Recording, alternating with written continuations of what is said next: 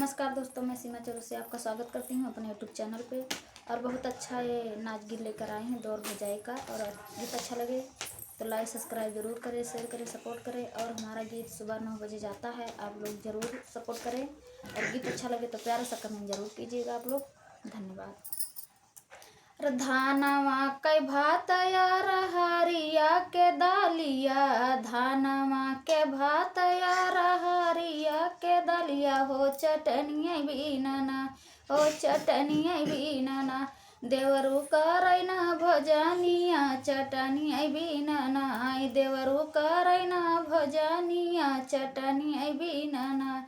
अरे धानवा के भात यार हरिया के दालिया, धानवा के भात यार हरिया के दालिया, हो चटनिया बीनना, हो चटनिया बीनना, देवरू करैना भजनिया चटनिया बीनना, देवरू करैना भजनिया चटनिया बीनना। अरे कहवा से लाई देवरू हरियर पुदीनवा, कहवा से लाई देवरू हरियर पुदीनवा, कहाँ से लाई ना, हो कहाँ से लाई ना, आमरा सवा टिकोरवा कहाँ से लाई ना, आमरा सवा टिकोरवा कहाँ से लाई ना, आमरा सवा टिकोरवा कहाँ से लाई ना। अरे कोयरी घर से लावा भौजी हरियर पुदीनवा, कोयरी घर से लावा भौजी हरियर पुदीनवा, खटी का घर से ना, हो खटी का घर से ना, आमरा सवा टिकोरवा खटी का घर से ना, आमरा सवा टिकोरवा खटी का घर से ना।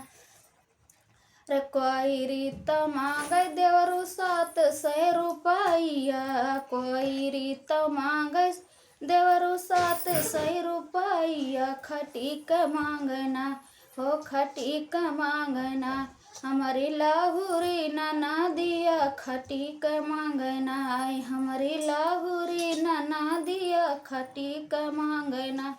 अरे दाई देती भौजी हो 700 रुपया, कोयरी का देती भौजी 700 रुपया, 700 रुपया भौजी 700 रुपया, 700 रुपया भौजी 700 रुपया, खटी का देती ना, हो खटी का देती ना, अपनी छोटा की बहिनिया भौजी खटी का देती ना, अपनी छोटा की बहिनिया खटी का देती ना। अरे धानवा के भात यार हरिया के दालिया, धानवा के भात यार हरिया के दालिया, चटनिया बीनना, हो चटनिया बीनना, देवरू करैना भजनिया चटनिया बीनना, देवरू करैना भजनिया चटनिया बीनना। तो दोस्तों हमारा गीत कैसा लगा आप लोग को, और गीत अच्छा लगे तो प्यारा सा कमेंट जरूर कीजिएगा आप लोग। धन्यवाद।